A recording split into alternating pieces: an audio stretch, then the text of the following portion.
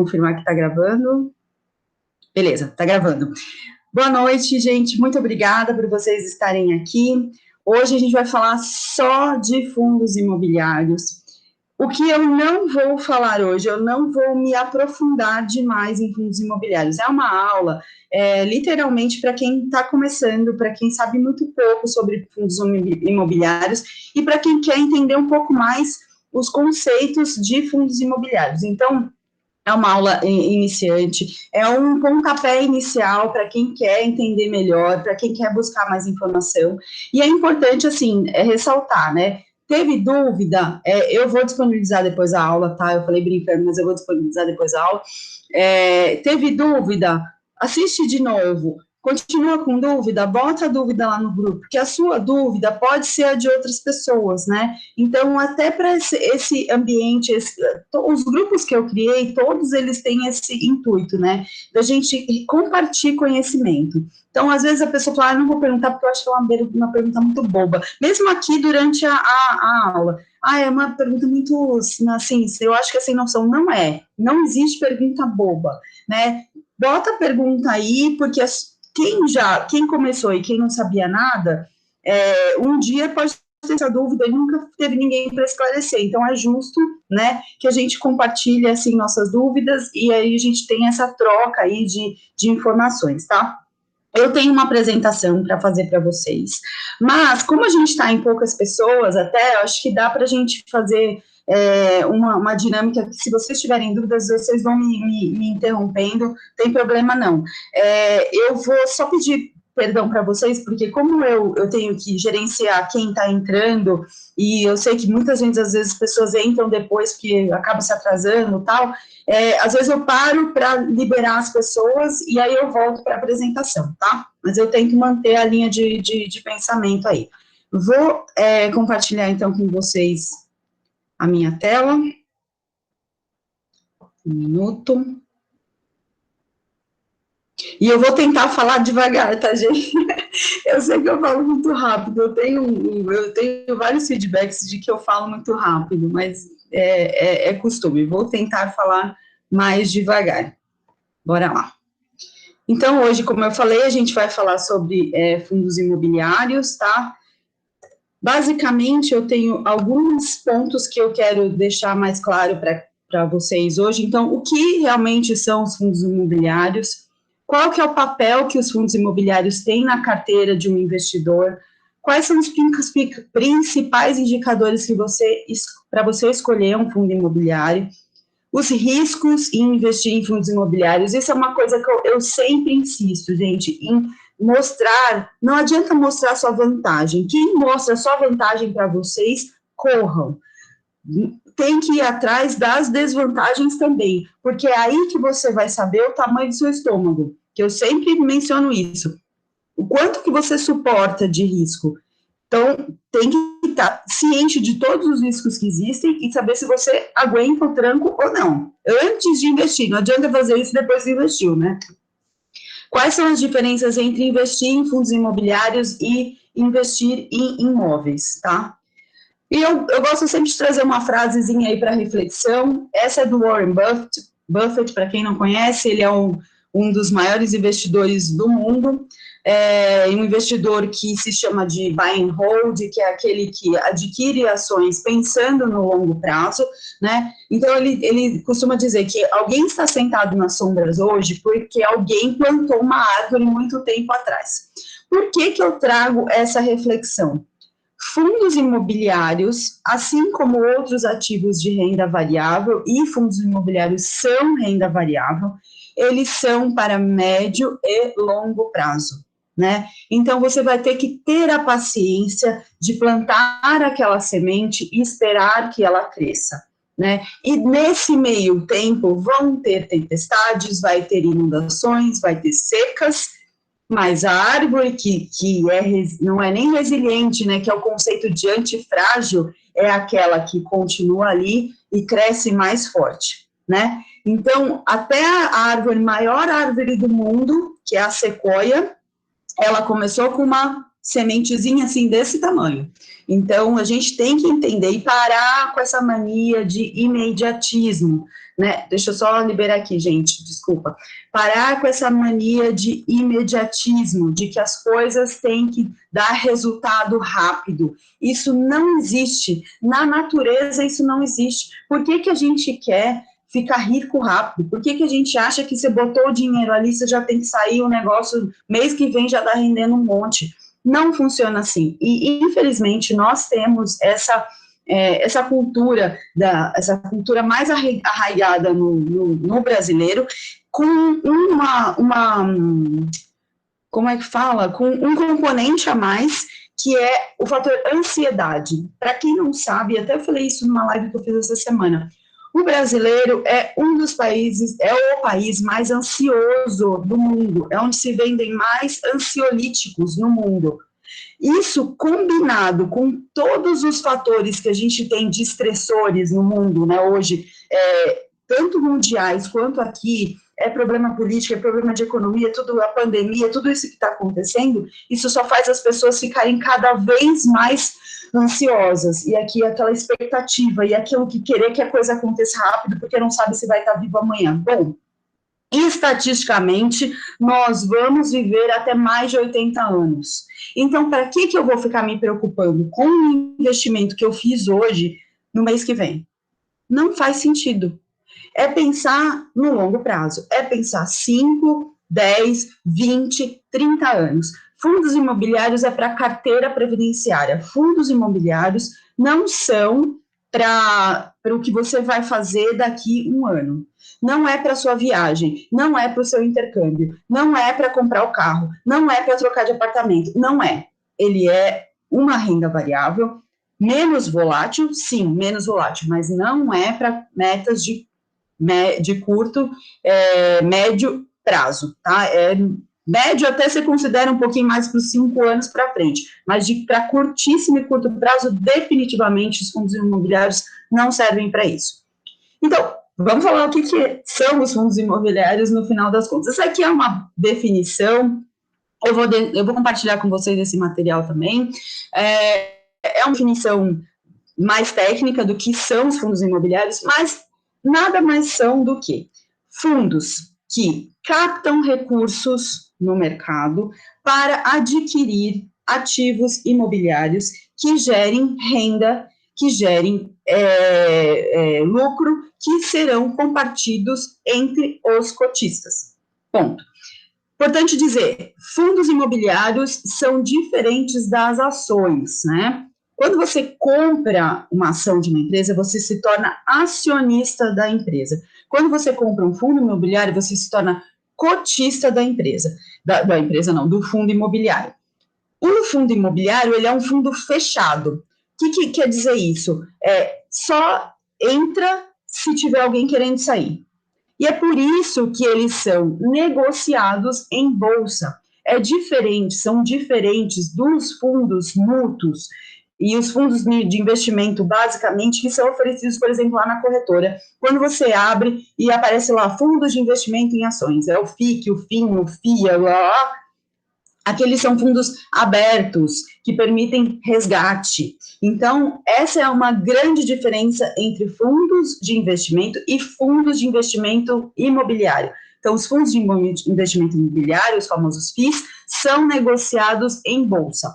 Então, esse fundo ele é constituído, ele tem uma administradora e ele tem uma gestora, mas quem é dono, né, dos recursos, de tudo que está dentro do fundo, são os cotistas. E isso é muito importante, porque você tem que saber o quão importante é o seu papel como cotista, mas eu tenho uma cota do fundo. Você tem direito a voto, você tem direito a mandar e-mail para o RI da administradora ou da gestora reclamando, se você achar que tem alguma coisa errada, você tem todos os direitos como quem tem uma quantidade maior de cotas, porque a gente tem aquela síndrome do cachorrinho abandonado, né? Não é para se sentir assim, só porque você tem pouco e o coleguinha tem um monte, não.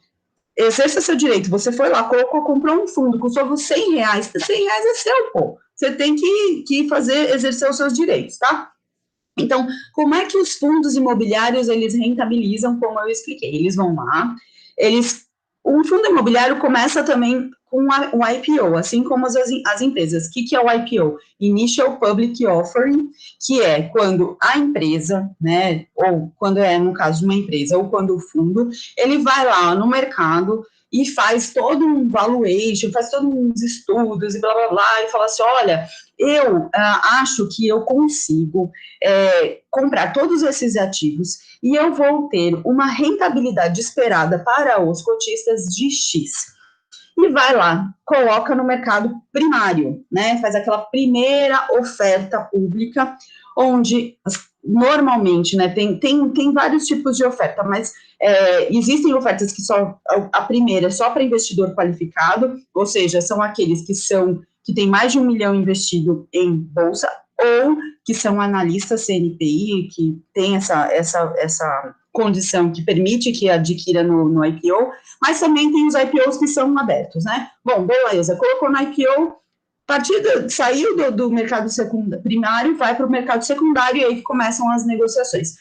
Essa é a primeira forma que os fundos imobiliários captam recursos. Eles vão lá, captam esses recursos, adquirem os ativos que eles prometeram lá, né, que eles disseram que eles iam comprar no prospecto.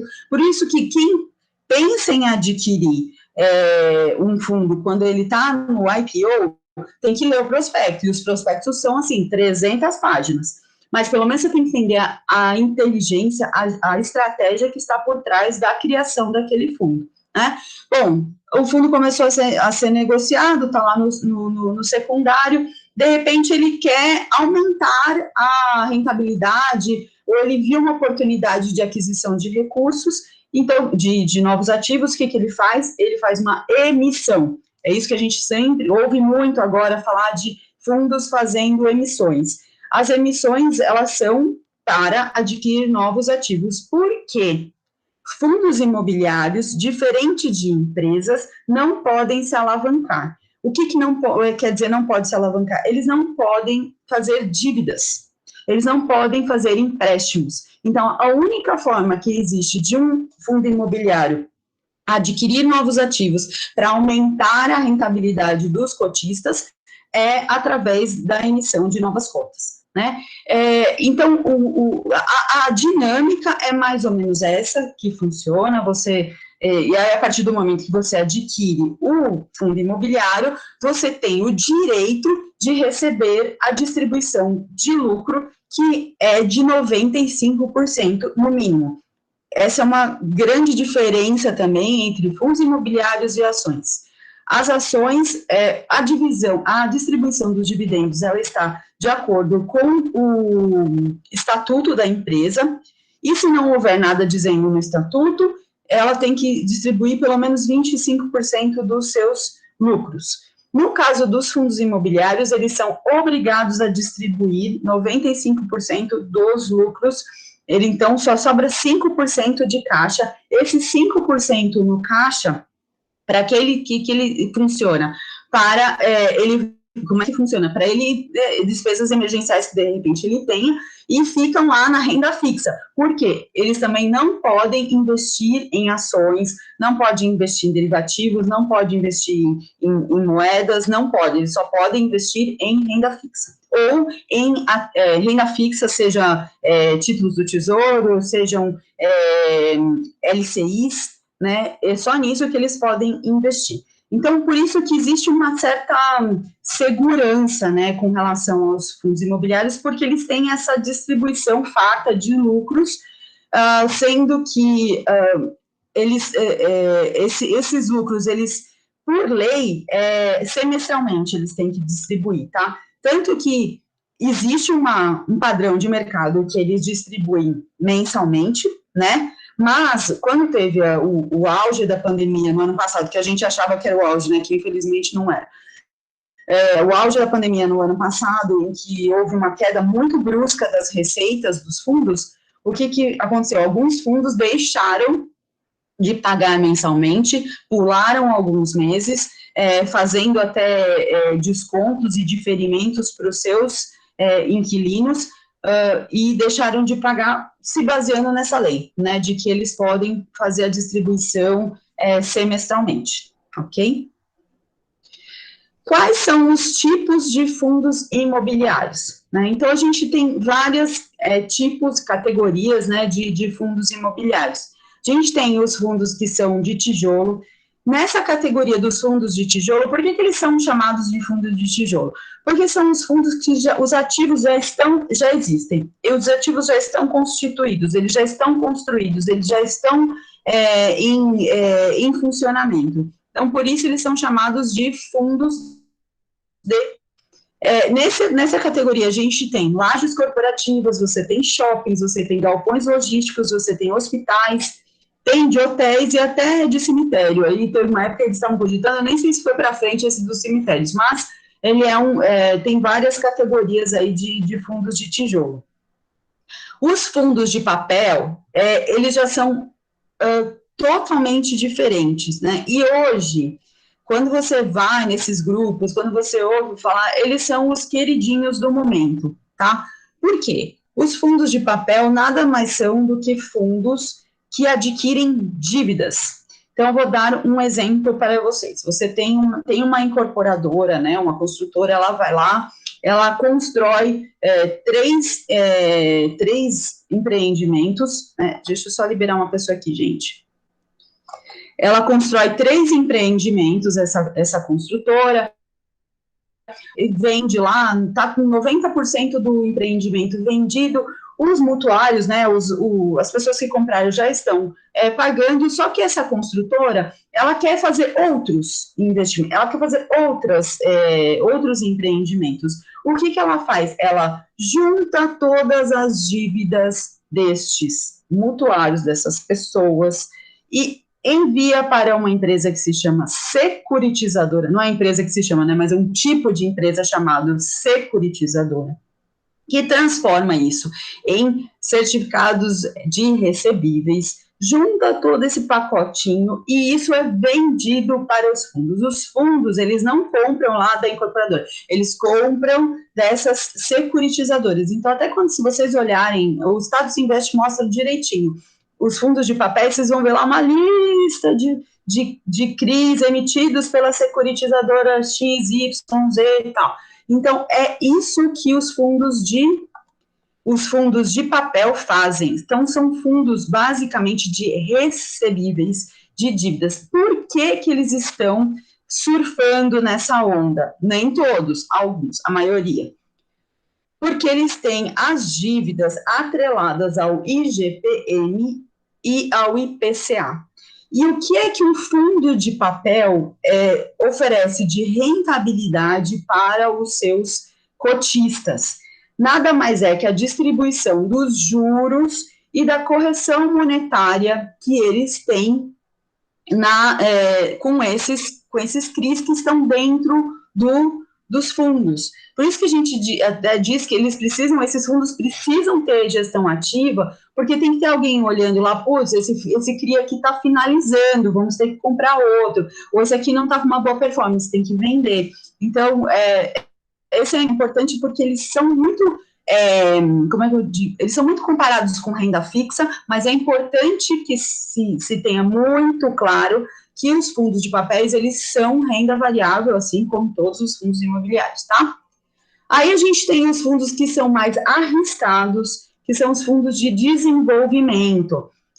Diferente dos fundos de tijolo, os fundos de desenvolvimento são de imóveis, né, de ativos que ainda não estão construídos, ou seja, eles estão em desenvolvimento. Nesse segmento, você tem fundos que são residenciais, você tem loteamentos, você tem parque temático, tem um monte de coisa, e esses são... Por que eles são mais arriscados? Porque eles estão lastreados em ativos que ainda, né, que são mais...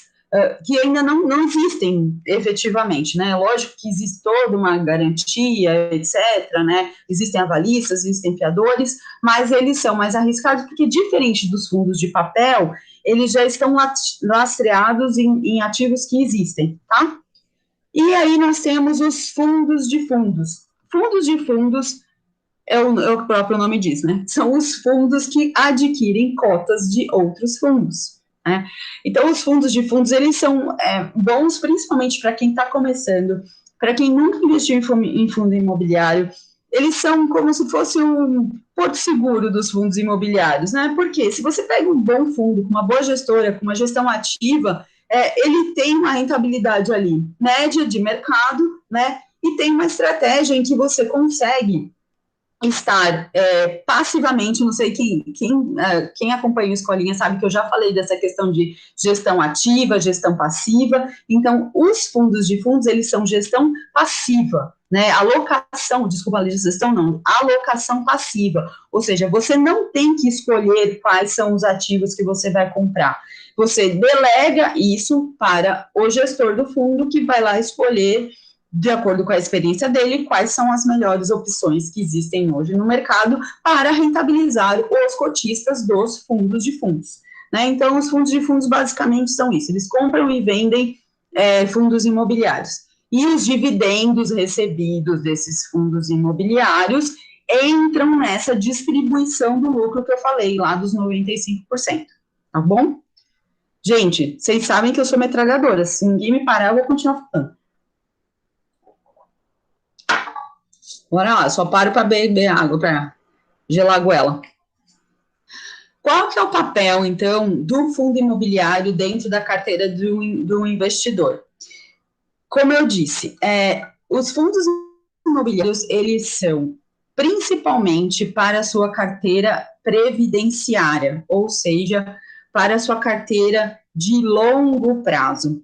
Eu vou fazer uma aula para o pessoal da Escolinha de Finanças para deixar bem claro isso, porque eu sinto, e isso foi uma dificuldade, uma dor muito grande minha, de eu entender como é que eu faço uma carteira de investimentos, pensando no quê? Pensando nas minhas metas, na minha carteira previdenciária, e aí eu cheguei numa conclusão, assim, estudando um monte de coisas, de que você não pode misturar a sua carteira do presente, a sua carteira do que você está planejando, das suas metas de curto, de médio e longo prazo, a sua carteira do seu viver com a sua carteira do seu aposentar. Né? Tem que ser separado. Você tem que ter uma carteira para as metas que você tiver, seja viagem, seja troca de carro, seja cursos, não importa. Separadinhas por prazo, e aí você vai fazer a sua carteira para elas. E você tem que ter a sua carteira de reserva futura separada. E os fundos imobiliários entram principalmente nessa sua carteira de reserva futura, essa sua carteira para aposentadoria, independência financeira, liberdade financeira, bota o nome que você quiser. O nome é o que menos importa. Mas é aquela que você vai usar quando você estiver lá velhinho, entendeu? Mais lá na frente. Não precisa estar tão velhinho assim, vai. Mas mais lá na frente. Não é para você usufruir agora, porque os fundos imobiliários, eles vão te criar a famosa renda passiva, né? Que são os dividendos ficarem ali na sua conta mensalmente, que você reinveste, e aí, em algum momento, você vai começar a só usufruir desses dividendos até que você comece a consumir do seu patrimônio, mas que isso você termine de consumir lá quando você tiver uns 100 anos. Então, basicamente, esse é o papel dos fundos imobiliários na carteira do investidor. Então, eles exigem consistência, tá? Você tem que ser consistente, você tem que fazer os seus aportes. Escolher uma carteira, não fica rodando que nem peão a carteira. Escolhi a carteira, deixa a carteira rodar 6 meses no mínimo. Aí você faz uma análise, aí você fala, não, beleza, eu vou mudar esse fundo, porque as coisas não mudam, né, tão rapidamente, né, você tá de certa forma não, você está indiretamente investindo em imóveis. Você compra um imóvel, você vende na semana que vem? Ninguém faz isso, né? Então, assim, é a mesma lógica, você está comprando um imóvel, você está comprando um pedaço de um imóvel, não faz sentido você sair por aí vendendo, né, toda hora. Ah, porque baixou, porque aumentou, porque eu quero ganhar dinheiro com... Não, vai ganhar dinheiro com outra coisa, não vai ser fazendo trade de fundo imobiliário que você vai ganhar.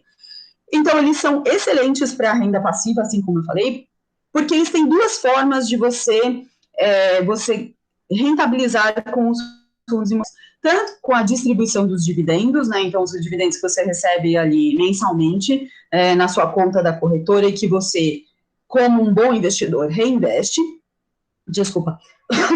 quanto para a valorização. Desculpa, gente. A valorização, então, a segunda forma que você tem como ganhar, lógico, você vai comprar um fundo imobiliário a R$ 100 e a expectativa é de que ele tenha um crescimento, porque historicamente o IFIX, que é o índice dos principais fundos fundos imobiliários na Bolsa, ele tem apresentado resultados até melhores do que o Ibovespa. Então, você vai deixar lá para que lá na frente, né, no longo prazo, você tenha uma valorização dessa cota também, além da valorização, além dos dividendos que você recebe mensalmente. Aí vamos lá para a parte de principais indicadores para você analisar os fundos imobiliários.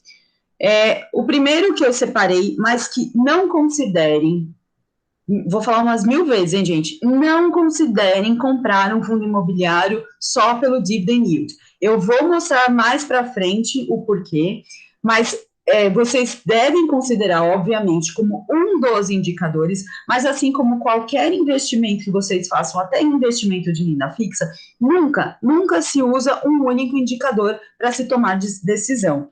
Então, eu olhei lá, o fundo imobiliário está pagando 15% de dividend yield, vou lá e compro. A probabilidade de você fazer uma bela de uma, né, é grande.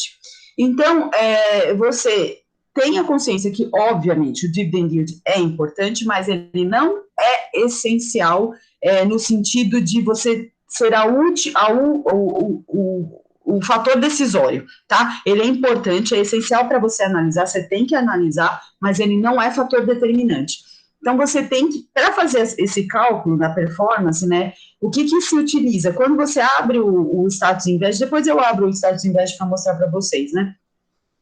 Você tem o dividendo que foi pago no mês, né, e divide pelo valor de fechamento da cota do fundo no último dia do mês anterior. Aí você tem o dividend yield do mês, né? Então, só que olhar o dividend yield do mês é a pior besteira que você pode fazer, tá? Porque o normal rentabilidade passada nunca representa rentabilidade futura. E quando você analisa um dividend yield, você tem que, no mínimo, olhar a consistência desse dividend yield. Então, no mínimo, olhe os últimos 12 meses para saber se o fundo está sendo consistente. Nesse período de pandemia, se você olhar para trás os 12 meses, vai ter muita distorção. Usa 24, usa 36 meses, para você saber qual é a consistência no pagamento desses dividendos, porque, de repente, num mês ele teve um dividend yield por uma receita não recorrente, por alguma coisa que aconteça, e ele sobe para 10, mas normalmente ele paga 5%, tá? E aí você tomou uma decisão com base em um único fator. O dividend yield médio de mercado é de 6% a 8% ao ano. E isso explica porque, durante muito tempo, ninguém prestava muita atenção em fundos imobiliários, né? Todo mundo aqui, acredito, que veio ou escutar de fundos imobiliários muito recentemente. Por quê? 6 a 8% ao ano era o quanto a Selic já pagava há 3 anos atrás, né? Então, ninguém ficava muito ligado nos fundos imobiliários. Eu já estou nos investimentos mais seguros do mundo, que é o Tesouro Direto, já está pagando 6% ao ano. Para que eu vou me enfiar na renda variável? Não faz o menor sentido, né? Mas essa mentalidade que a gente chama de rentista do brasileiro tem que mudar. Porque nós, se Deus quiser, nós não vamos voltar para a Selic nos 2 dígitos, né? Então, a gente vai continuar com com a Selic lá na faixa dos 6, 7%, e aí, obviamente, se ela está 6, 7%, ela, lá no futuro, ela pode começar a afetar os fundos imobiliários. Mas, neste momento, não faz sentido deixar de investir em fundos imobiliários só porque a Selic subiu para 2,75, tá, gente? Não tem nada a ver. Continuem indo nos seus aportes, quem já começou, quem não começou, comece, né? Lógico, de acordo com o seu perfil de investidor, mas os FIIs não estão não existe um demérito para os FIIs exatamente nesse momento, tá? Bom, voltando para a história do dividend yield, que eu falei, sempre olhem o dividend yield pelo menos anualizado, tá? para não incorrerem em riscos aí desnecessários. Outro ponto muito importante para análise de fundos imobiliários e que também serve para análise de ações é a questão da liquidez. O que é a liquidez? Aliás, liquidez, gente, serve para qualquer investimento, mas vamos lá, especificamente para os fundos imobiliários, ela representa qual a facilidade que você tem de comprar ou vender um determinado fundo imobiliário. E isso está diretamente relacionado ao número de cotistas. Então, prestem muita atenção, acho que eu não coloquei isso, mas é muito importante que vocês vejam quantos cotistas existem naquele fundo. Um fundo que tem 300, 400 cotistas, ele não é um fundo líquido. Porque lembra que eu falei, eles são fundos fechados, ou seja, só entra se alguém quiser vender e só sai se alguém quiser comprar. E então é muito difícil, se um fundo tiver uma baixa liquidez, por exemplo, tem negociação diária abaixo de 1 milhão, ou se tiver um número de cotistas muito baixo, corre, principalmente quem é iniciante, porque não vai saber o que está fazendo, então já corre. Corre desse tipo de fundo. No site da B3, também você consegue ver quais são os 10 principais fundos com maior negociação. No site Estado Se Investe também dá para ver essa informação, no Funds Explorer também dá para ver essa liquidez. Então, vejam isso, porque isso é muito importante. Quanto mais líquido for um fundo, ou seja, quanto mais liquidez média diária ele tiver, quanto mais ele negociado, melhor. Mas igual o dividend yield, obviamente, isso daí não é um fator determinante, não é só isso que você tem que analisar, tá? Diversificação. Bom, diversificação, acho que eu já falei umas 4, 5 vezes nos áudios lá do grupo do Telegram, e eu insisto, porque a diversificação, gente, ela é a recomendação entre 10 e 10, ela é recomendação de 10 entre 10 especialistas sérios, né, pessoas sérias. Quando você fala em diversificação, você tem que pensar, por que eu vou colocar todas os meus ovos na mesma cesta? Não faz sentido. Se existem opções no mercado, para que você vai colocar tudo no mesmo fundo imobiliário e correr um baita de um risco de acontecer alguma coisa e todo o seu dinheiro estar ali? Isso, obviamente, serve para qualquer investimento, e mesmo quem é conservador consegue diversificar na própria renda fixa. Então, tenham sempre isso em mente, não deixem de diversificar, mas diversificar é diferente de pulverizar, tá? Pulverizar é você saindo, comprando um pouquinho, e de repente você tem 1.000 ativos na sua carteira, não faz sentido isso. Diversificação, o que se fala de um número adequado entre 10 e 15 ativos, mas como eu vou explicar agora, depende também não só de ter 10 ativos, porque você pode ter 10 ativos do mesmo segmento, e aí isso não é diversificar, né? Você tem que ter diversificação de setores também. Então, primeira coisa que você tem que fugir é de ativos que tem, de fundos imobiliários que tem posição mono-mono. O que é mono-mono? É aqueles que são monoativos, mono-inquilinos, ou seja, só tem um edifício, e esse edifício está alugado para um único inquilino. Esse é o pior dos mundos, tá? Então, fujam desse tipo de ativo. E esses normalmente têm bons dividend yields, né? Existem alguns casos aí que enganam os investidores iniciantes.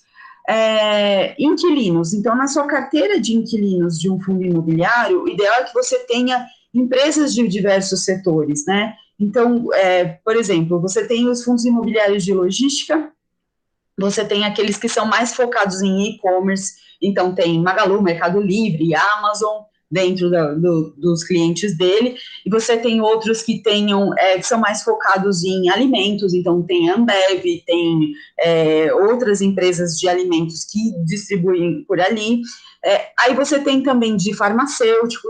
Então, tentar ampliar e olhar, mas isso só consegue ver se você olhar, obviamente, o relatório do fundo, né? Então, tentar diversificar perfil de inquilino. Região. Os fundos imobiliários, eles estão, obviamente, mais concentrados no eixo sul-sudeste, né? Você tem poucos fundos imobiliários estão aí, que estão presentes no Nordeste. Mas isso já está mudando. Até por quê? Por causa dessa questão do e-commerce.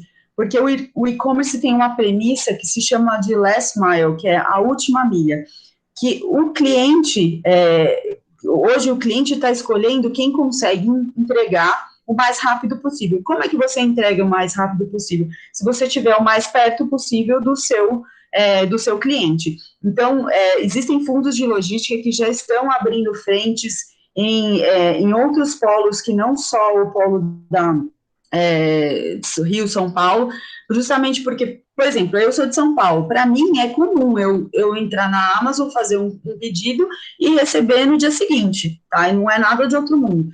Agora, para quem está no norte, nordeste, pô, demora 15, 20 dias, às vezes, para receber a mesma coisa, né? Então, as empresas de logística, né, as empresas de e-commerce estão apostando muito nisso, e por isso que esse setor de logística tem bombado tanto, né, um dos que menos sofreram aí na crise. E também buscar aquelas questões dos fundos que têm contratos tanto indexados a IPCA, a IGPM, no caso dos CRIs, tem também fundos que têm CDI, mas que tenham um mix disso, né? E que tenham contratos atípicos, que são aqueles contratos que são mais longos, que se o inquilino sair, ele tem que, por exemplo, um contrato de 10 anos, se o inquilino resolver sair no 5º ano, ele tem que pagar os 5 anos para frente. Então, tudo isso tem que ser considerado, e isso você vê nos relatórios dos fundos, tá? Vacância. Quando você entra num shopping e está vazio, ou você entra num restaurante e está vazio, não dá aquele aperto no coração, não acende um sinal de alerta, assim, nossa, tem alguma coisa errada. Então, o mesmo vale para quando você vai analisar fundo imobiliário. Os fundos que têm boa gestão, eles têm níveis baixos de vacância, né? Mesmo fundos imobiliários de shopping, se você comparar os fundos entre si, você vai ver que tem uns que conseguiram baixar bastante o nível de vacância deles, né? O nível de o percentual de espaços não alocados, né, não alugados. E isso é um excelente indicador da eficiência da gestão, porque a gestão não só ela cuida da parte de manutenção, mas é como ela corre atrás, se tem uma vacância, ela já corre atrás, já vai lá, coloca outro inquilino dentro. Então, quanto mais ocupado, né, e menor o nível de vacância, é melhor. Essa informação também vocês encontram nos relatórios. Qualidade dos ativos e contratos, né? Quando você você olha para um fundo imobiliário e de repente você vê que os ativos eles são muito antigos, pensa que é a mesma coisa que você alugar um apartamento num prédio antigo. O condomínio normalmente é bem mais alto do que um condomínio de um prédio novo. Por quê? Porque existem muitas despesas de manutenção. Então, os imóveis antigos, que são mal conservados, eles geram mais despesas, portanto, impactam nos resultados. Se tem mais despesa, você tem menos lucro, então menos lucro é distribuído, né? Então, outro ponto também que é importante é verificar a localização, como eu falei, né? Tem que ter o fundo imobiliário não pode estar todo uma única região. O ideal é que ele se expanda e que ele tenha posições em vários lugares. Um exemplo, por exemplo, lajes corporativas. O pessoal fala, nossa, por causa do home office, tem um monte de empresa que está saindo e tal. Mas se você for olhar a vacância de algumas regiões em São Paulo, por exemplo, a Faria Lima, ela está próxima a zero. Por quê? Porque e olha que esses prédios ficaram muito tempo vazios, mas o que aconteceu? O movimento das fintechs que ocuparam das fintechs e das empresas de casa de análise e tal, muitas estão ali na Faria Lima, até eles chamam dos Faria Limers, né? Então, assim, por isso que é importante a diversificação geográfica dos fundos, para que ele não fique exposto à vacância de uma área apenas, tá? E quando você fala em contratos, na carteira dos contratos, como eu mencionei, se tem contrato atípico, se tem contrato típico, com caso de vencimento. Por exemplo, você abre um relatório de um FII e sei lá, 70% dos contratos estão para vencer nesse ano. Provavelmente você vai ter problema, né? Porque ainda mais um ano de pandemia. vai ter todo um estresse de negociação, né, de renegociação desses contratos. Então, sempre tem que ter, lógico que você sempre vai ter contratos vencendo próximo, mas tem que ter uma distribuição desses vencimentos, tá? E, por fim, como indicador para análise, né, é importante você verificar o preço da cota, né? Tem um indicador que é o mais fácil de você analisar, que é o preço sobre valor patrimonial. No entanto, esse indicador, ele não faz sentido quando você fala... Sabe que ele não faz sentido? Ele não é tão assertivo quando você fala de fundos de tijolo, por exemplo. Ele é muito assertivo quando você fala de fundos de papéis, mas ele não é assertivo quando você fala de tijolo, porque o valor patrimonial, ele é analisado, ele é feito por uma consultoria. Os fundos imobiliários vão lá, contratam uma consultoria que faz a valorização, né, a avaliação de todos os imóveis que compõem o fundo. O que acontece? Isso é anualmente.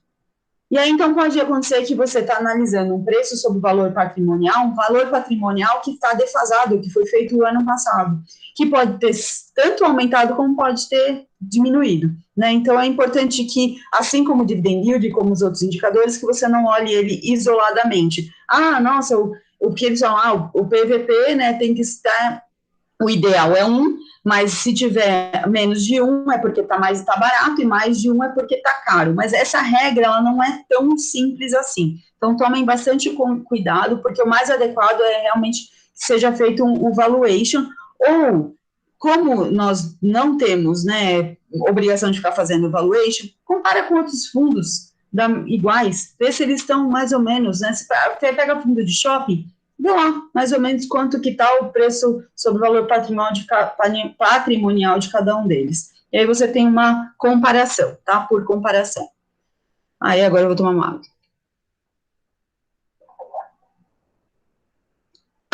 Bom, gente, tá todo mundo aí, porque eu não tô nem olhando, né? tá todo mundo aqui. Eu fico com a tela cheia, e aí eu não consigo enxergar se alguém tentar falar comigo, eu não consigo ver nada, tá? E se vocês tiverem alguma dúvida também, não querem se manifestar agora, vai escrevendo no chat, porque aí depois no final eu leio todas as dúvidas. Bom, vamos lá. Vamos falar de riscos, como eu falei, é muito importante que vocês entendam os riscos, né? Onde é que eu estou me metendo quando eu faço investimento em fundo imobiliário? O primeiro, que também é um indicador, né, é a vacância. Assim como os imóveis físicos, né, você pode ter uma situação em que o inquilino, e isso não é incomum, que o inquilino vai lá e peça a desocupação do imóvel, ele vai sair, não vai mais fechar a operação, diminuir o tamanho da empresa, foi para outro lugar, sei lá, alguma coisa aconteceu, o inquilino fala assim, não, olha, eu estou entregando o imóvel. Se tem um contrato atípico, menos mal, porque tem uma garantia aí de receita durante um certo período. No entanto, se é um contrato típico, eles vão pagar uma multa, obviamente, né, se quebrar o contrato, mas não é uma multa tão alta que garanta a renda do fundo. Então, isso é um risco.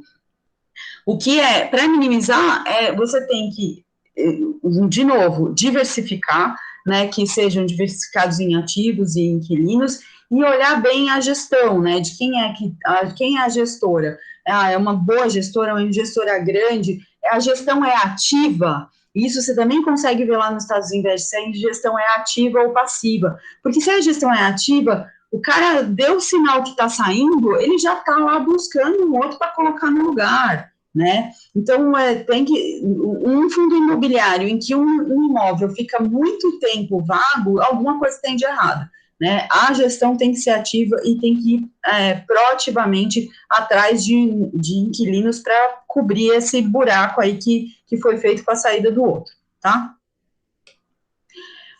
Outro risco também é o da inadimplência, né?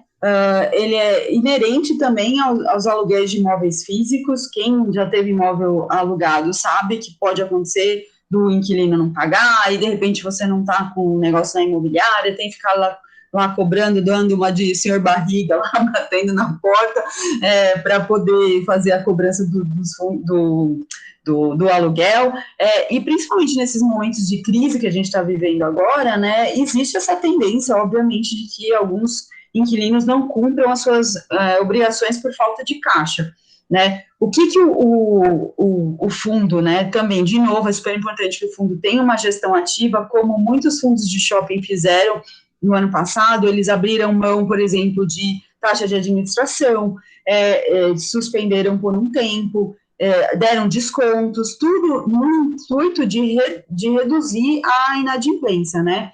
Então, e também, obviamente, você tem que diversificar, né?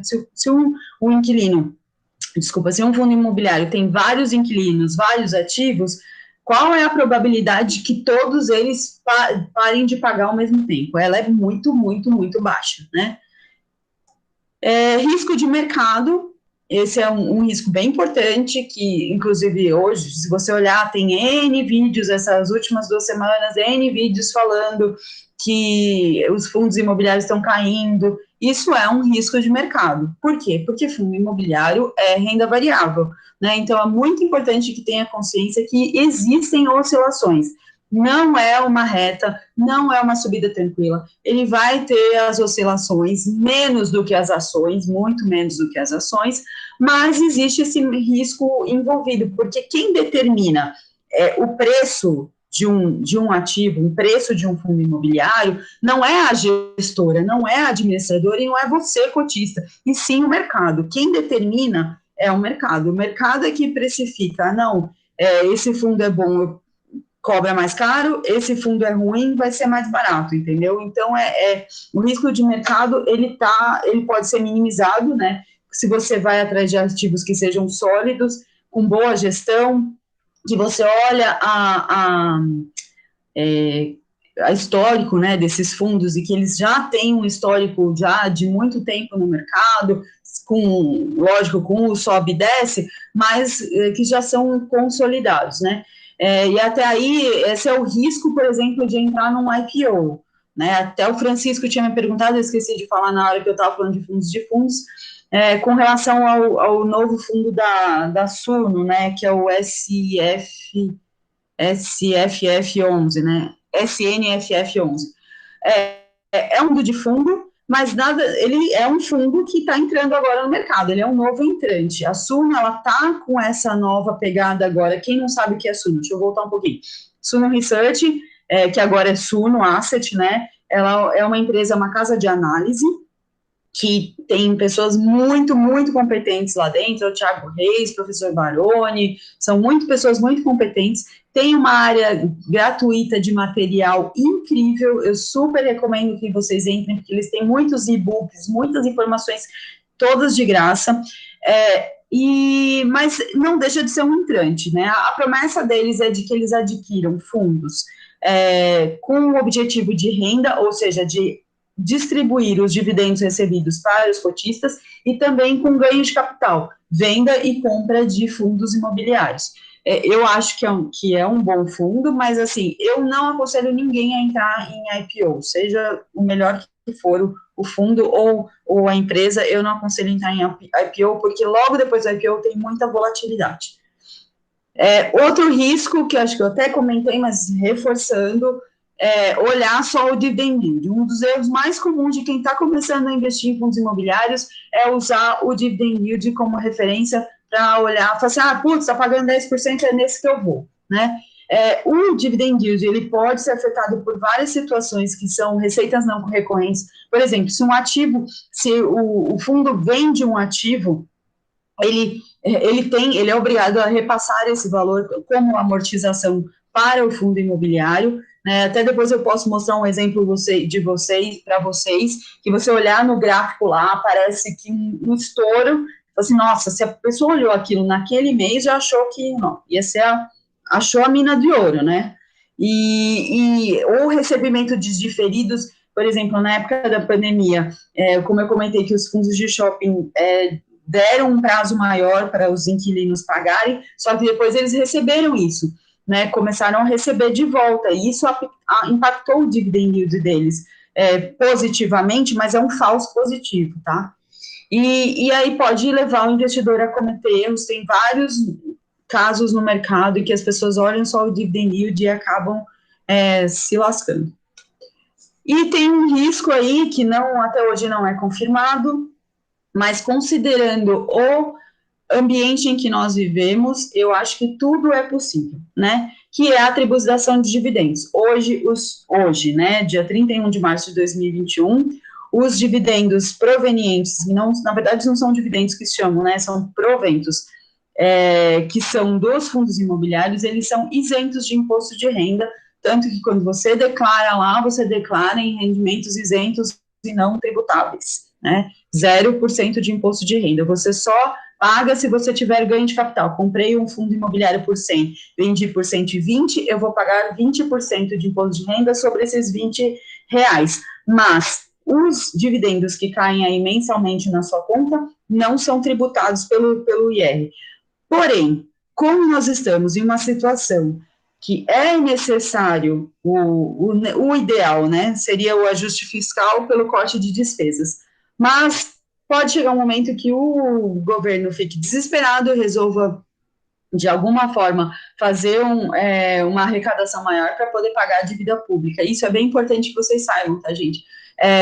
Acho que 70% da dívida pública, ou seja, do Tesouro Direto, ele está com vencimento muito de curto prazo, tá? Então, esse tipo de tributação, ela pode acontecer para que o governo consiga ter uma arrecadação maior, e eu não falo só de dividendos de fundos imobiliários, né, em geral, e outros impostos aí que andaram ventilando, CPMF, essas coisas, para que possa cobrir, nem que seja temporariamente, esse rombo. Então, considerem isso numa possibilidade num risco aí mais remoto, mas que existe. E o outro risco é o pior sabotador, que pode ser você mesmo, né? Que é você comprar sem olhar, comprar sem investir, sem analisar, comprar porque fulano falou para você que era bom, porque você viu um vídeo no YouTube que falou que aquele fundo tá uma maravilha. Não façam isso, gente. Não façam isso. O dinheiro que vocês ganham não, né? Porque ninguém ganha dinheiro. O dinheiro que você recebe pelo seu trabalho, ele tem que ser valorizado e você tem que estudar, nem que seja o mínimo. Use isso que eu coloquei aqui como referência, né? Essa apresentação, essa aula como referência, e leiam os relatórios dos fundos, né? Para pelo menos entender onde vocês estão se metendo, né? Muitas pessoas perdem dinheiro com comportamento de manada. Eu já fiz um áudio, acho que foi essa semana que eu falei de comportamento de manada. Compra na alta, depois fica chorando lá quando cai. Não adianta, né? Porque simplesmente não se atentam aos indicadores, não se atentam aos relatórios, não sabem o que está acontecendo com aquele fundo. Então, é importante estudar. Eu não quero virar um especialista em fundo imobiliário? Compra fundos de fundos, alocação passiva, né? Eu não quero ler relatórios? Compre fundos de fundos. Você vai perder uma oportunidade de maior rentabilidade? Vai, mas aí você também não vai tirar a sua energia do que você tem que fazer, que é ganhar mais dinheiro, receber mais dinheiro, fazendo só leitura de fundos. Mas eu sempre recomendo, é legal. Os fundos, o mercado de fundos imobiliários, ele é muito transparente. Então, todos os fundos, os bons fundos, nossa, engasguei. Todos os bons fundos têm excelentes relatórios, relatórios que, obviamente, eles não são muito técnicos. Pode ser que no início você tenha uma certa dificuldade para ler, mas, de novo, teve dificuldade, olhou lá eu não sei o que é isso, pelo amor de Deus, tira uma foto, ou tira uma foto da tela, bota lá no grupo, assim, olha, eu estou com dificuldade porque eu não consegui entender isso daqui. A gente vai matando as dúvidas pouco a pouco, tá bom? E, para finalizar, quais são as principais diferenças entre você investir em fundos imobiliários e você investir em imóveis? Gente, não existe o certo ou errado, existe o que funciona para você. O que existe, sim, é que imóveis, né, terras, eles são historicamente um tipo de ativo em que os grandes milionários sempre investem, porque terra, ela é finita, né? A gente pode popular a terra inteira, mas a gente não consegue criar mais terra. E os lugares que são mais buscados, eles são mais caros. Então, a lógica é que sempre que você investir em imóveis, no longo prazo, a tendência é que você tenha, assim, uma valorização, né? E às vezes até no curto prazo, dependendo de como é que é o desenvolvimento de certo lugar. Mas, sim, tanto um quanto o outro, eles são... Porque às vezes eu vejo uns vídeos assim, vende tudo e vai investir em fundos imobiliários, né? Vende todos os seus imóveis, vai morar de aluguel e vai viver de fundos imobiliários. Muita calma nessa hora, né? Cada situação é uma situação. Mas existem, sim, questões que são nitidamente vantagens nos fundos imobiliários. Ou seja, você tem menos burocracia, você não tem que assinar um contrato de compra e venda, você não tem que contratar uma imobiliária, você não tem que se deslocar até o cartório, não tem que fazer nada disso, né? Porque você vai lá e entra no seu home broker e compra a sua cota de fundos imobiliários. Tem mais liquidez, né? Você vai lá, da mesma forma, você entra no home broker e você vende a hora que você quiser. Se você vai ganhar ou perder dinheiro é uma outra história, mas você consegue, é líquido, você consegue vender. Isso se você não comprar, que não seguir o que eu falei, e comprar aquele fundo que tem 300 cotistas, você não consegue vender. Mas se você comparar com um imóvel, quantas pessoas têm imóveis que estão parados aí há anos sem vender, né? Você tem uma diversificação maior. Quando você compra um fundo, adquire cotas de fundos imobiliários, você está posicionado em imóveis de altíssima qualidade em diversos imóveis. Então, às vezes, você compra 3 fundos imobiliários e você está posicionado em mais de 40 ativos. Você é dono da maçaneta de mais de 40 ativos, porque esse é o conceito do fundo imobiliário, né? Dependendo do quanto você tem de cotas, você pode ser dono de um andar inteiro, como você pode ser dono só daquela maçaneta, mas não deixa de ser dono, tá? Você tem, obviamente, um impacto menor quando você fala de vacância, você perde um inquilino, o impacto é muito maior, porque você só tem um, né? Ou, eu tenho 2. Se você tem 2, você tem 50% de vacância se um sair, né? E isso não acontece em fundos imobiliários. Os impostos, pelo menos por enquanto, eles são menores, né? Então você tem o imposto lá de 20% do ganho de capital, sendo que quando você aluga, você paga até lá uns 27,5%, ou quando você vende o seu compra e vende o imóvel, é uma infinidade de dinheiro que vai nessas transações, e você está exposto a melhores inquilinos. Quando é que você vai comprar um imóvel para alugar para a Google, né? Ou para alugar para o Facebook? Nesses fundos imobiliários, esses são o nível de inquilinos que você tem, né? Você pode fazer isso, desde que você tenha milhões, e em alguns casos até bilhões, você consegue fazer isso. Então, essa é a grande diferença entre fundos imobiliários e imóveis. E, lógico, você consegue começar com pouco, né? Tem bons fundos que, a partir aí de 60, 70 reais, você compra um bom fundo. Então, você tem essa vantagem, principalmente para quem é pequeno investidor e quer estar posicionado dentro do mercado imobiliário, que é um mercado muito sólido, né? No mundo inteiro, um mercado muito sólido. Para resolver o problema da falta de terra, como que se fez? Se verticalizou. Muitos, talvez nem todo mundo é de São Paulo, mas quem está em São Paulo e olha, por exemplo, na Avenida Chucri Zaidan, Faria Lima, e você vê aqueles arranha-céus, todos eles, a grande maioria deles, são de fundos imobiliários, né? Então, essa é uma vantagem bem grande aí de você ter fundos imobiliários por um custo bem baixo. Finalizei. Então, gente, se vocês tiverem dúvidas, tenho Instagram da Escolinha. Eu tenho canal no YouTube, eu confesso que meu canal do YouTube tá meio lagado lá as moscas, viu, gente? Porque eu não consigo fazer tudo, eu faço tudo sozinha, não consigo fazer os vídeos, mas vou retomar. Tem o e-mail e tem o próprio grupo, né, do Escolinha de Finanças, E o que eu gostaria de pedir muito para vocês é que vocês divulguem, né? Se vocês gostam da aula, se vocês gostam da minha didática, divulguem.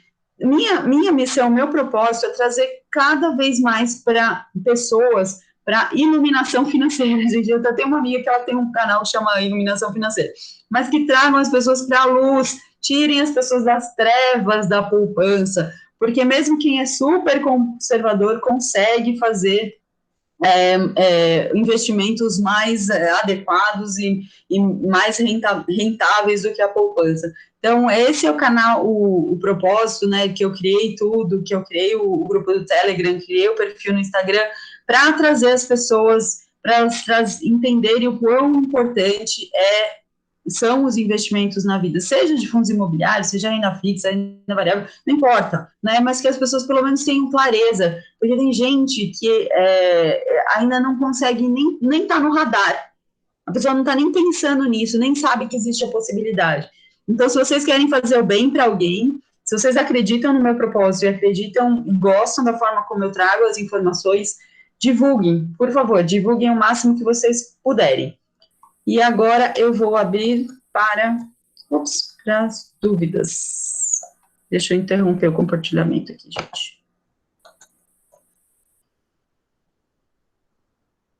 Deixa eu abrir aqui e ver se tem alguma coisa no chat. Peraí. Ale, pode mandar para quem você quiser, querida. Quanto mais gente, melhor. Mostra um exemplo de fundo de investimento ruim e um bom razoável. Peraí. Putz, Rafa, eu não consigo fazer isso, sabe? Porque depende muito do setor, né? O que eu peço sempre, assim, eu me disponho, se vocês estudarem, se você falar, eu quero investir em fundos de shopping, e eu vi que tem esse, você pode fazer um apanhado para mim de cada um? Eu faço. Eu escrevo, olha, os pontos negativos e os pontos positivos de cada um deles, tá? Mas eu não posso indicar e não posso também, para mim é complicado aqui do nada abrir um fundo e falar assim, esse é bom, esse é ruim, porque existem métricas assim que você não consegue analisar de uma hora para outra, tá? O Francisco perguntou, quando você fala de diversificar em média 12 ativos, está incluso ações? Não, é só de fundos imobiliários, Francisco. Mas não se desesperem, gente, não vai sair comprando loucamente os 12, porque depois vocês não vão conseguir nem ler um relatório que dirá 12, né? Começa aos poucos, vai aos poucos que vocês chegam, sem desesperos. Rafael, se eu estiver namorando um FII, posso ir fazendo aportes pequenos periódicos, eu espero o momento certo, observando o dividend yield, preço OVP, entre outros indicadores, entrar nele com um valor maior. Rafael, um dos maiores erros dos investidores iniciantes é tentar acertar o timing de mercado. Não existe isso, tá? Você não vai conseguir, sabe por quê? Porque existem forças muito maiores do que nós, pequenos investidores. Então, você tem forças e capacidades de investimento e desinvestimento, que são os próprios fundos de fundos, por exemplo, que isso pode ser que um fundo que hoje ele esteja com um preço adequado, amanhã ele já não vai estar mais, e aí você, perdi a oportunidade porque eu achei que eu podia ganhar, sei lá, centavos, entendeu? Estuda, acha que o fundo é bom, que o fundo tem uma boa perspectiva, que ele tem um bom histórico, tem uma boa gestão, tem bastante bons ativos, está bem diversificado, investe. Não fica considerando, lógico, eu não vou investir num fundo de papel, como tem uns aí, que está com o preço super esticado, tá? O PVP está 1,40. Não faz sentido, tá? Porque o mercado vai corrigir. Então, usa essa métrica para o PVP entre 0,85 e 1,15. Dividend yield entre 6 e 8, né? Vai juntando, inclusive deixa eu mostrar para vocês uma coisa legal, como é que vocês conseguem fazer isso de uma forma prática, tá? Eu vou ter que, peraí, deixa eu compartilhar de novo a minha tela e eu já falo para vocês aqui como é que funciona. Eu gosto muito, eu sou muito fã desse site do Status Invest, Inclusive, recentemente, eles têm uma parceria aí com a Suno, tá? Coincidentemente, eles têm uma parceria com a Suno. Então, você vai vir aqui em busca, busca avançada, fundos imobiliários, tá? Tá vendo? Aqui você consegue, por exemplo, eu vou no segmento de papéis, tá? Opa, papéis. E aí, o único ruim é que ele tem esses, né? Como é de graça, tudo de graça, não existe nada de graça, né, gente? Então, eu vou aqui, eu vou procurar os que estão pagando entre 6 e 8, tá? E que eu tenho um PVP de 85 a 1,10, tá? Número de cotistas que tenha mais que 5 mil, vamos lá. Ops, que eu fui 5 mil cotistas, tá? E os outros eu vou deixar aqui em branco. E vamos colocar aqui buscar. Vamos colocar aqui todos. Vejam que a busca foi meio... Peraí, gente, eu acho que tem alguma coisa errada. Eu peguei papéis? Papéis. Tá. Então, aí o que ele traz aqui? Até por dividend yield aqui, você consegue classificar, você consegue classificar aqui, tá vendo? Ver se a gestão é ativa ou não. Você vê aqui a liquidez média diária que eu falei para vocês, né? Você vê aqui o quanto que ele tem, esse fundo tem em caixa. Tá vendo aqui um que é um problema? Por que esse fundo? Aí você tem que se perguntar, ué, se o fundo só pode ter 5% em caixa, o que aconteceu que esse fundo aqui está com 16% em caixa? Ou ele fez emissão e não fez aquisição dos ativos, entendeu? Ou ele acabou de fazer uma emissão recente, tem que ter isso em mente, né? Aqui o número de cotistas, né? Todos têm entre 20 e 30 mil cotistas. O valor do patrimônio, né? Por exemplo, esse fundo aqui, gente, é nano. 237 milhões, e olha como engana. Tá, eu vou até meio que responder a resposta, o que o Rafael perguntou. Como é que engana isso? Um fundo que tem um dividend yield de 7,27, tem um preço sobre VP dentro do adequado, tem a liquidez média, mas ele tem um patrimônio muito pequeno. Aí, vamos olhar o que esse OUGP tem aí na carteira dele. Não vou fechar aquilo lá, porque senão vai fechar a busca que eu fiz.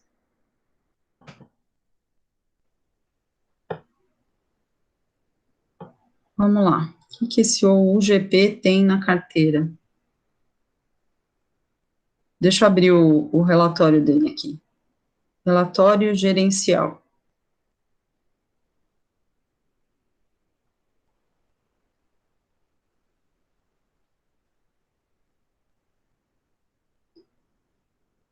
Vamos ver o que é que esse fundo tem. Ele é de papel. Eu já tinha feito o filtro, viajei. Mas você vê, ele é um fundo de papel, mas por ele ser de papel, ele tem um patrimônio muito pequeno, 230 milhões, nesse segmento, ele não é nada. Né? O fundo tem que ter pelo menos entre 500 a 1 milhão, 1 bi, né? Para ele ter também força de negociação, porque pensa que o fundo ele depende de fazer negociações. Se você tem poucos ativos e tem um fundo muito pequeno, o quanto que esse fundo vai se movimentar? Pouco, né? Então, assim, eu, pessoalmente, não iria num fundo desse, tá? Muito, muito estranho, para mim tem alguma coisa errada, eu posso até fazer depois uma análise, não vou ficar aqui fazendo a análise aprofundada, vou até trazer isso para como um case, né, para analisar o que acontece com esse fundo aqui, porque alguma coisa tem de estranho. Gente, não acreditem em almoços grátis, tá? Sempre desconfiem quando existem algumas coisas assim que são, nossa, que maravilha, eu achei a mina de ouro.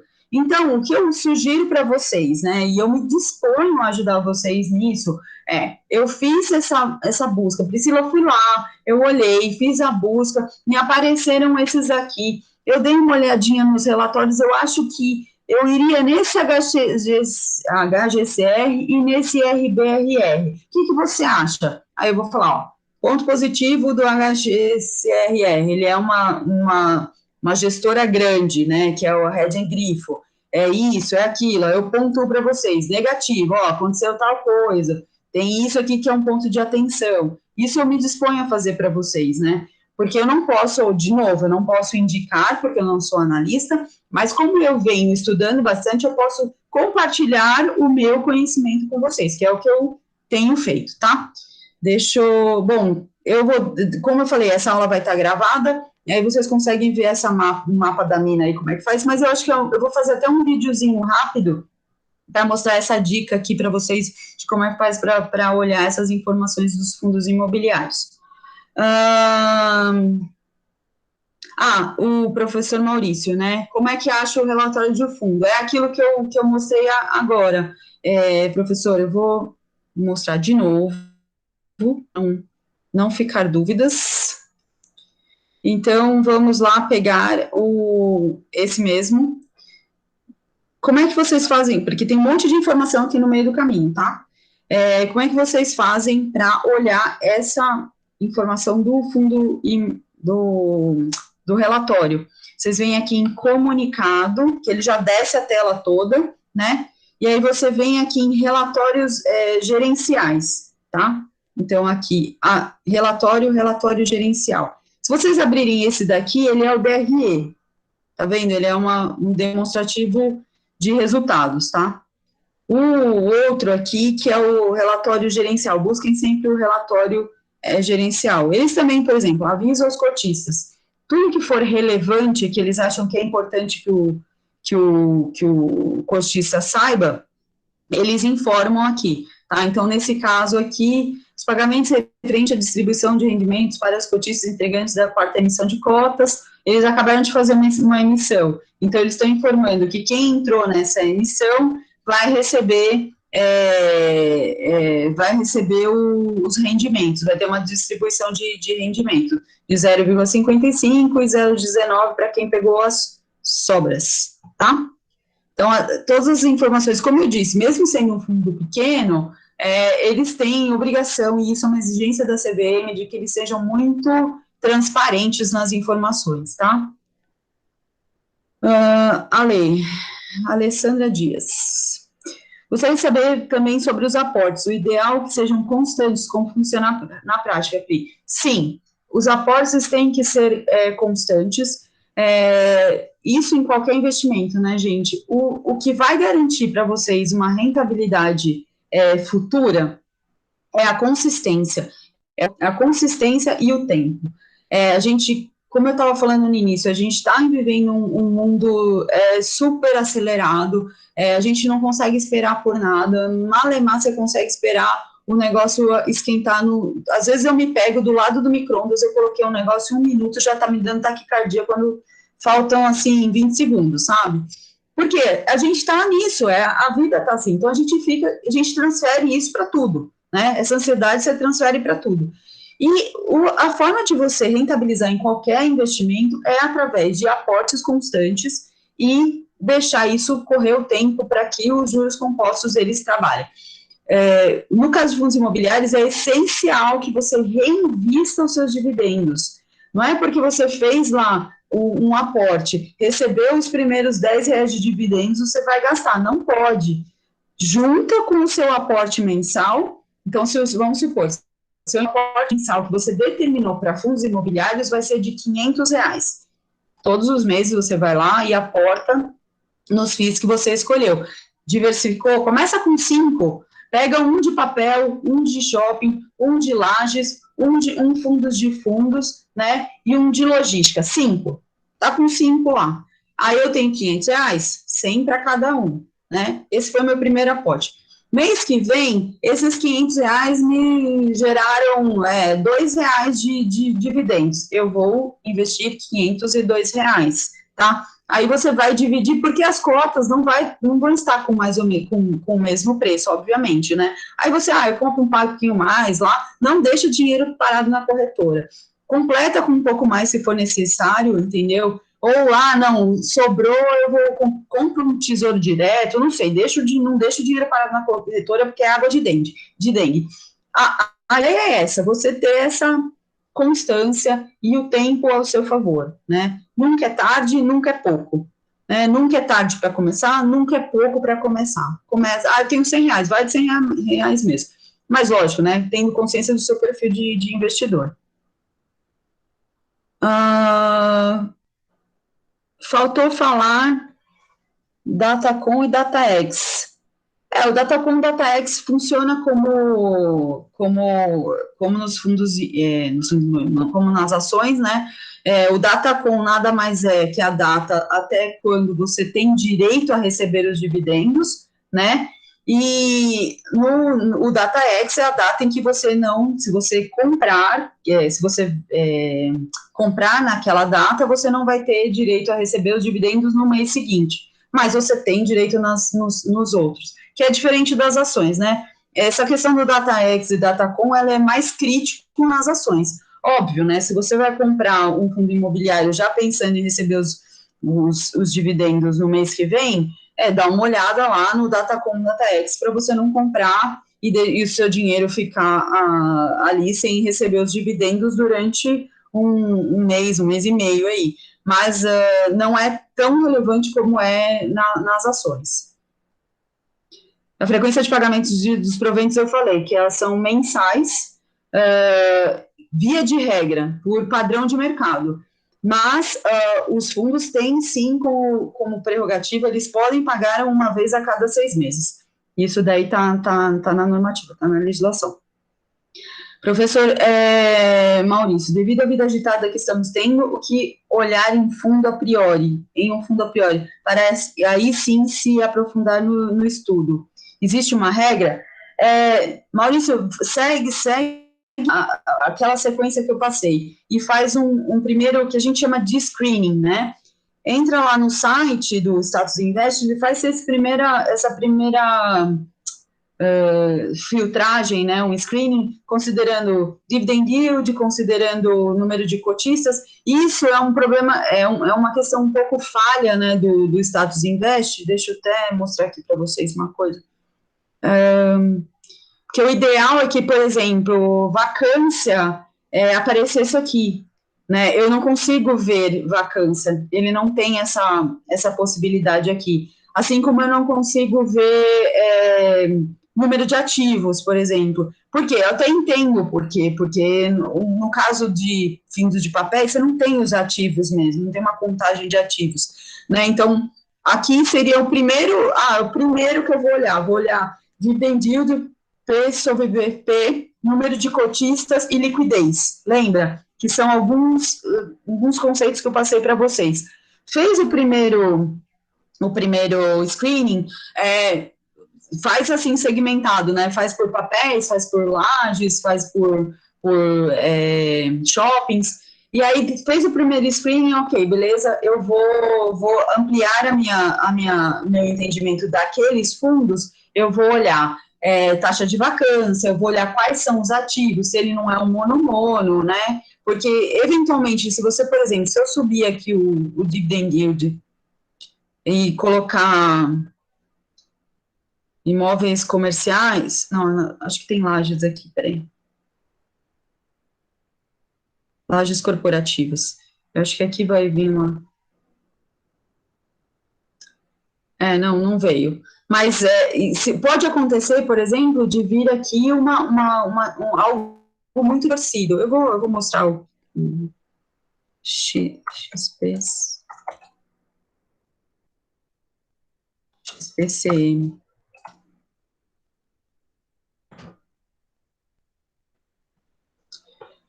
Tá vendo? Isso aqui que eu chamo de uma grande distorção, tá? Dividend yield de 26,49%. Só que esse fundo, ele é um fundo que só tem um único ativo, que se chama The Corporate Macaé, que é uma cidade do estado do Rio de Janeiro, que ficou muito em evidência na época do boom aí do petróleo, né, do pré-sal, etc. E esse imóvel aqui, o único inquilino dele é a Petrobras. E a Petrobras já anunciou que vai sair. Aí você fica pensando, o que é que esse fundo vai fazer E é um fundo da XP, hein? E o que é que esse fundo vai fazer com esse imóvel? Né? Porque a Petrobras saindo, ele vai ter que alugar para diversos, né? Dificilmente ele vai conseguir um único bom inquilino em Macaé, né? Não desmerecendo Macaé, mas não é um centro comercial, assim, não é um lugar pujante. Então, esse é o tipo de coisa que a gente tem que tomar cuidado. Então, por isso que eu vá nas médias, né? Vai no 5 a 8%, não tente buscar grandes rentabilidades, porque senão você pode ter grandes problemas. Ok? Vocês têm mais alguma dúvida? Obrigada, Rafael, que agradeço. Obrigada, Ale. Então é isso, gente. Se ninguém tiver mais nenhuma dúvida, a gente encerra, né? 1h30 já deu de aula. E eu agradeço muito a participação de vocês. Aquilo que eu falei, eu vou deixar. Eu já até, gente, deixa eu parar a gravação aqui, porque senão depois